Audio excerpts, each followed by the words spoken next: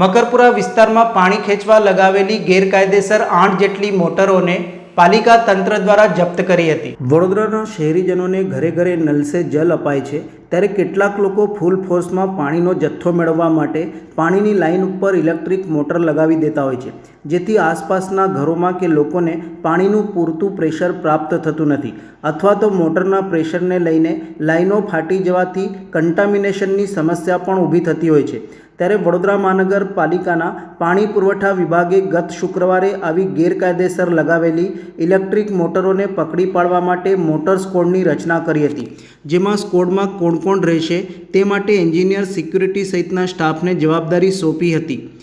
મંગળવારે કોર્પોરેશનની મોટર સ્કોડે પાણીની લાઈનો ઉપર લાગેલી મોટરોને પકડી પાડવા સૌથી પહેલાં દક્ષિણ ઝોન વિસ્તારથી શ્રી ગણેશ કર્યા હતા, જેમાં વોર્ડ નંબર 19માં આવેલ મકરપુરા એરફોર્સ સ્ટેશનની પાછળના વિસ્તારમાં આવેલ સોસાયટીઓમાં મોટર સ્કોડે તપાસ હાથ ધરી હતી, જેમાં રિયા બંગલોઝ અને અયોધ્યા ટાઉનશીપમાંથી પાણીની લાઈનો ઉપર ગેરકાયદેસર લગાવેલી 8 જેટલી ઇલેક્ટ્રિક મોટરો પકડી પાડવામાં આવી હતી, જે તમામ ઇલેક્ટ્રિક મોટરને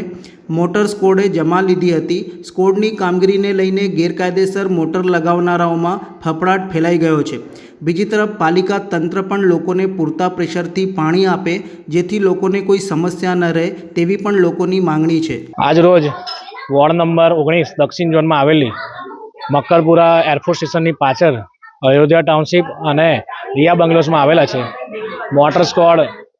કાર્યરત કરવામાં આવેલ છે, અને જ્યાં મોટરો જે ડાયરેક્ટ ચલાવે છે, જેના કારણે આસપાસના વિસ્તારોમાં પાણીની ફરિયાદો ઉઠતી જાય છે। શહેરના ચારેય ઝોનમાં આ રીતે કાર્યવાહી હાથ ધરવામાં આવેલ છે, જેમાં આજ રોજ અયોધ્યા ટાઉનશીપમાં કામગીરી હાથ ધરવામાં આવે છે।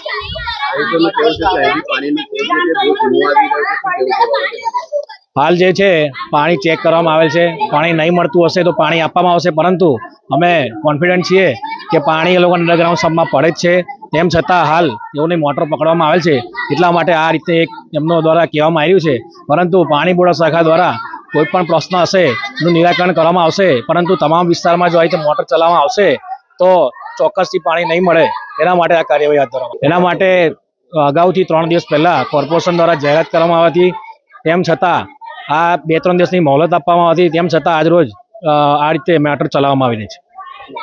હેમલસિંહ રાઠોડ, એક્ઝિક્યુટિવ એન્જિનિયર, પાણી પુરવઠા।